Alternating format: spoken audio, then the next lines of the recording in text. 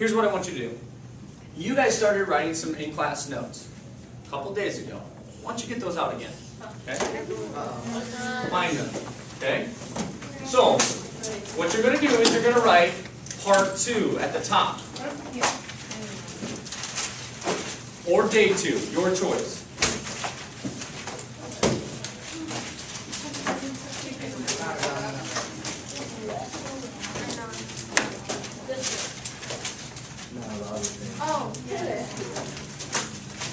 So, and also go to page 150 in your textbook.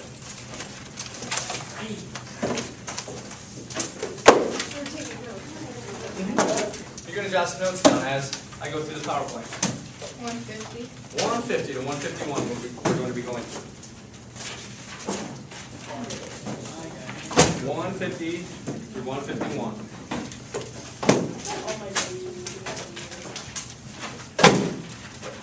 Okay, so somebody raise your hand who wrote, Thomas Paine wrote, the Common Sense pamphlet. Okay, good job, Ashton. It's true.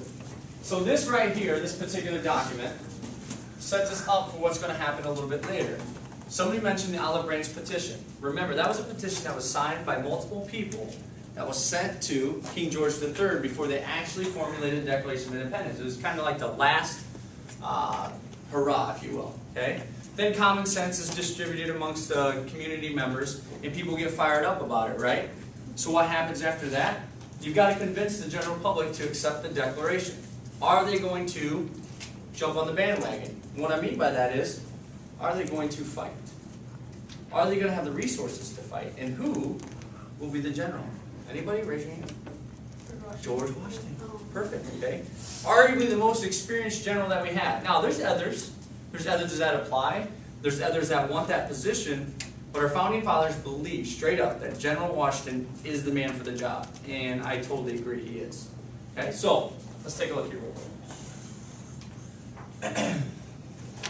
Now, I don't have to read everything off there. Okay? You can do that yourself. But you don't have to write everything. But I would write this down, though. There's a man named Richard Henry Lee. So here's what you're going to write. Richard Henry Lee proposed the resolution for independence. Richard Henry Lee proposed the resolution for independence. What does that mean? Richard Henry Lee proposed the resolution. Ready? He came up with the idea. Exactly. He came up with the idea of a document that we could write. There's going to be 5 parts. Why don't you write these 5 parts down too? Part number 1. Preamble. Preamble. P-R-E-A-M-B-L-E. Preamble. Part 2. Declaration of Natural Rights. We hold these truths to be self-evident, that all men are created equal, that they are endowed by the Creator with certain inalienable rights. Among these are life, liberty, and the pursuit of happiness. Number 3. Grievances.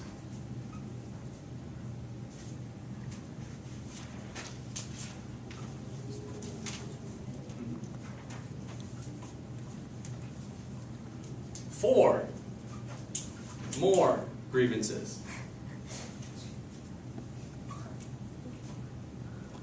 And the reason why I consider them 2 parts, the grievances, is because they get worse as they progress. And what I mean by that is that they complain about King George III. It's just kind of like an argument at home, right? You're at home arguing with mom and dad, and it's just a little chatter, and then next thing you know, somebody throws something. All right, this argument got out of control. It's kind of like the grievances. As they go on, the founding fathers get worse with their grievances to get King George III fired up. And then the last thing, the resolution. So part 5 would be resolution.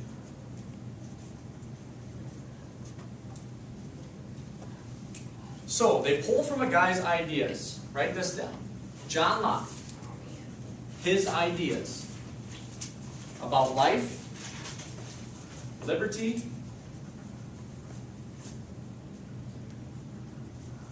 and property. Yeah.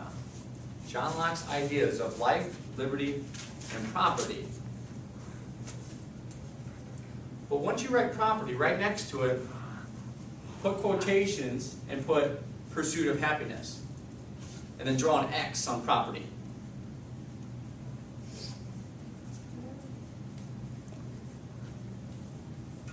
Why am I having you draw an X on?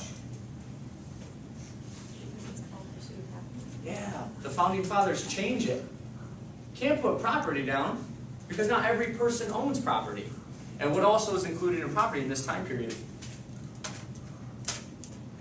African Americans, slaves.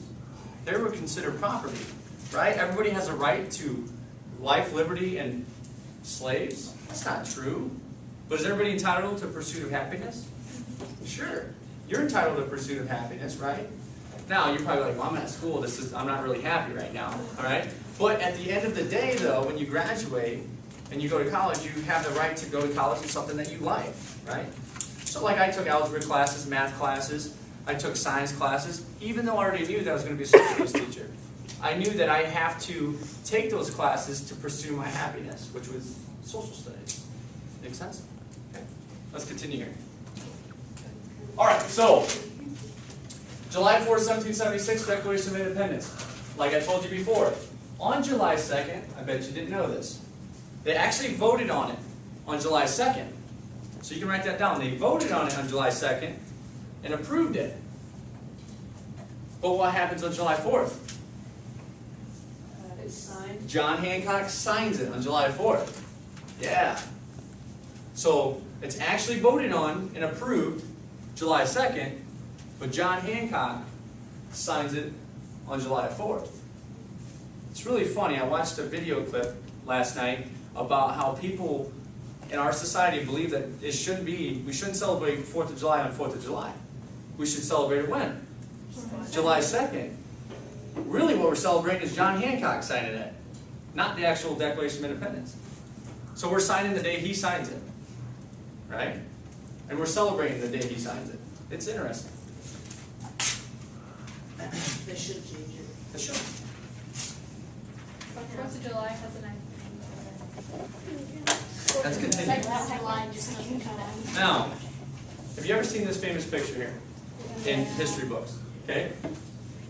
Can anybody, the show of hand, because everyone says show of hands, but then you would go like this. Show of hand, who is this? It's tough. Right there. This guy. Right there. Me? Yep, go ahead. Ben Franklin. Oh, Back there. Thomas Jefferson. Oh! John Hancock. Ding, ding, ding, ding, ding, ding, ding. Winner! Right? Okay, great. Who is this?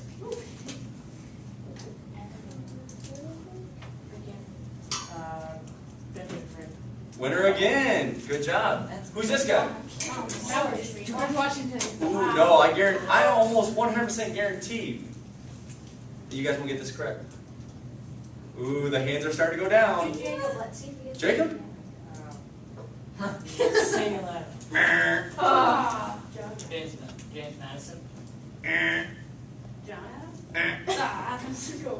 Give it a shot. Common name like that. Oh, we yeah. talked about Oh, yeah. before? Thomas Jefferson. Thomas Jefferson. Thomas. Richard Henry Lee. Oh. Oh, my arm was actually getting tired holding up there. Who's this guy? This one's easy. Rebecca? Oh, he's 5'4". What?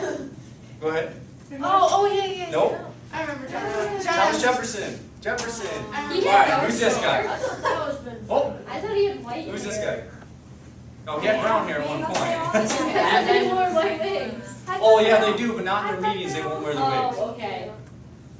John Adams. Yeah. Good job. Good He job. looks like Benjamin Franklin. The one over there that you said is Benjamin Franklin. This is Ben. This is Adams. Is George Washington in that picture? He is not. So- He's not there.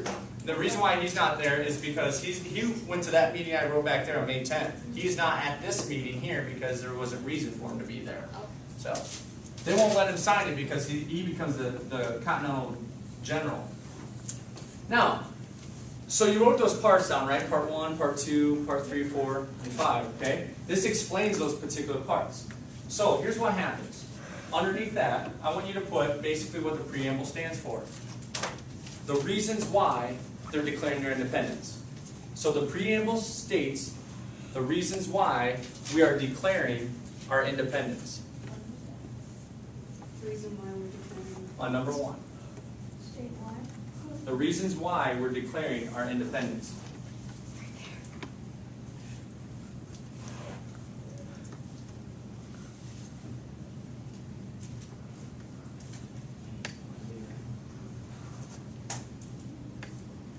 The Declaration of Natural Rights, Part 2, basically tells us what rights we are given when we're born in America, that we're entitled to, that nobody can take them away from us.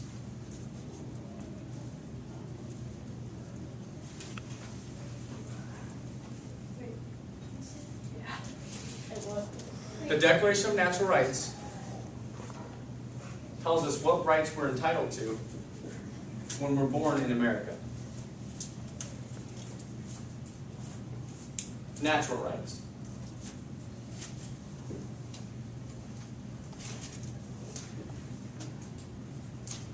Three and 4, grievances. What's a grievance? Okay. Complaint. Yeah, it's a complaint. So 3 and 4 are complaints that we have about Britain or King George III. Yeah. Grievances are complaints about Great Britain and or King George III. They say they're crimes that he committed. The last one, resolution. What's a resolution? What's a resolution? Something's resolved. Think. How is to resolve something? It's like what it all came down to, like the. Kind of. Help him out, Brady. Think something. Huh? Think something. Yeah, like a solution. So those are solutions. Here's the solution. That the Americans can decide and determine whether or not they want to go to war, whether or not they want to be taxed, and whether or not they want to be free. So 3 things. Whether or not they want to go to war, whether or not they want to be taxed, and whether or not they want to be free.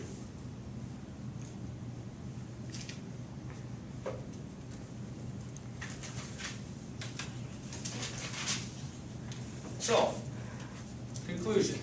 A couple things are going to happen. We're going to go through this conclusion here, and then after this I'm going to get you into a pair with somebody, and you're going to create something for this particular class in this assignment here. And then after that, there will be a quiz. Okay? And we should have ample time where we can snowball grade it too as well. So that's pretty cool.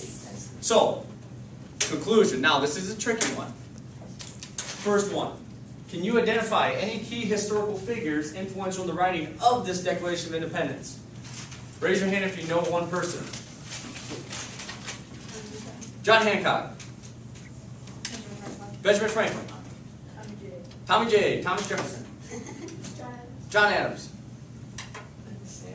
Samuel Adams. Good. Way to pull in the wild card. Brady? Thomas Paine. Yeah, because he's influential in this. Richard Henry Lee. George Washington. George Washington. Yes. More. Any other ones? I don't think anybody said. Did anybody say John Adams? Yeah. They would say James Madison. No. There's 9. Does Seven. anybody say? How about Yeah. Francis Lightfoot Lee? No. Whoa, who's that? I never knew that son. Yeah, no, that's Richard Henry Lee's brother. Yeah, they're both from Virginia. One more that I need to hear. Where's she from? It's a female. Where's she from? She is married to one of the guys that signed it. Abigail Adams. Give him a round of applause. Abigail Adams. Good. Yeah. So, here's the deal. behind every great man is a great woman. Oh, you're supposed to say great woman, okay? Here's the deal. Abigail Adams was so influential behind John Adams' ear, if you will. She was always telling him, think about the women. Think about the women. It's like, really? Think about the women. Think about the women. Really? Okay? So, in a lot of things that he wrote, he tried his best to get women in this particular document and later on the Constitution. But it's going to be very difficult at the time period.